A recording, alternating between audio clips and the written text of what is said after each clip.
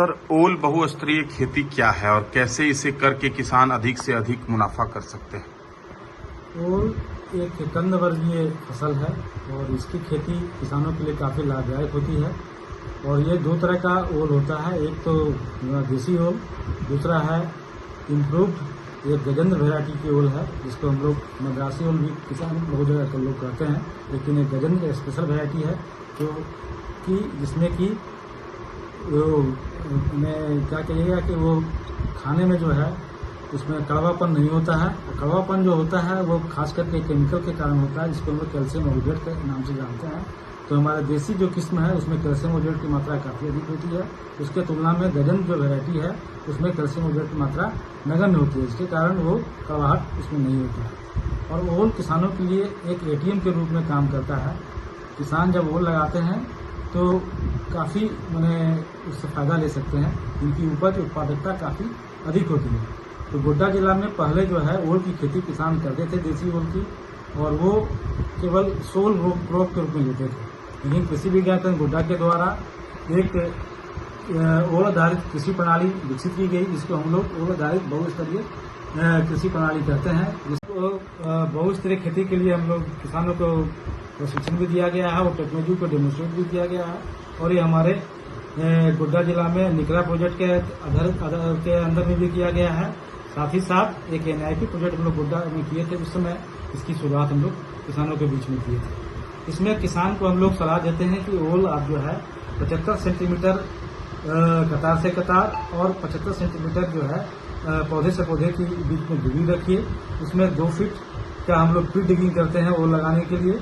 इसमें एक ही 2 फीट गड्ढा और 2 फीट लंबा, 2 फीट चौड़ा, 2 फीट गहराई का प्री डिगिंग करते हैं। और उसमें कंपोस्ट और DAP और पोटास की मात्रा देकर उसको भरने के लिए कहते हैं। फीट की भराई के उपरांत जो है आधा किलो साइज का ओल, आधा किलो वेट का ओल, वजन का ओल जो है उसमें लोग किसानों को लगाने के लिए कहते हैं। इसके लिए किसान मतलब बीज जो होगा वो कम से कम आधा किलो का मिनिमम होना चाहिए। अगर उससे कम होगा तो उत्पादन पर उसका असर पड़ता है। और आधा किलो के ओल लगाएंगे और ओल लगाने के बाद जो है उसका अच्छा तरीके से भराई कर दें। और ये लगाने के लिए किसानों को हम लोग कहते हैं बरसात शुरू होने के बाद खरीफ के समय ही इसकी बुआई करें। और इसमें ओल निकलने में करीब 30 से 45 दिन का समय लगता है। 45 दिन के आसपास समय लग ही जाता है ओल को अंकुरित होकर भूमि की सतह के ऊपर आने में। इस बीच में हम लोग किसानों को सलाह देते हैं कि इंटर क्रॉप के रूप में जो कम ड्यूरेशन की हमारी चौलाई की है, साग की फसल है या पालक है या मूली, जो 30 से 45 दिन के बीच में तैयार हो जाता है, उसमें इंटर फसल के रूप में वो तैयारी लगा लें।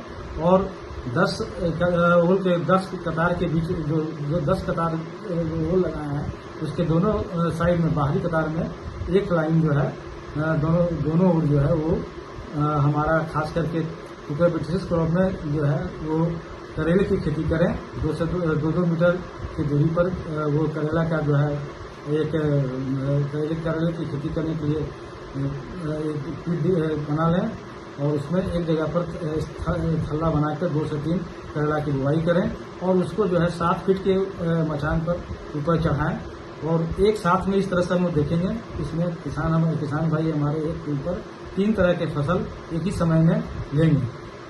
हमारा ओल जो है वो कोड़ाई और भराई करने के बाद वो अक्टूबर-नवंबर में लगभग वो तैयार होता है। इस बीच में हमारा करेले की फसल जो कि जिसकी बुआई वो जून के अंतिम में करेंगे, तो वो अगस्त तक जो है मचान पर आ जाएगा।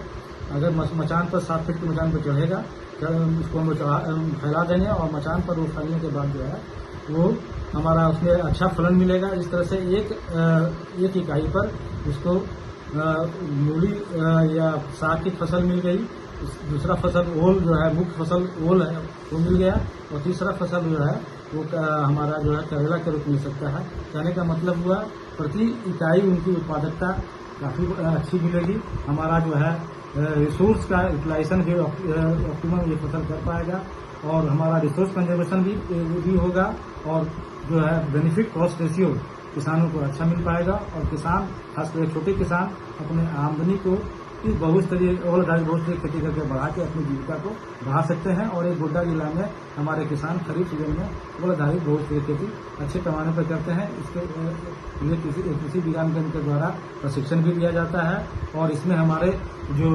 कृषि से संबंधित जो हमारे बहुत सारे गैर सरकारी संगठन हैं, खास करके प्रदान और दूसरे संस्था हमारा जीबीटी, ये सभी बहुआधारित खेती को बढ़ावा के लिए कार्य कर रहे हैं और हमारे गोड्डा जिले में इस खेती पर किसान काफी आगे हैं और अपनी आमदनी को बढ़ा रहे हैं।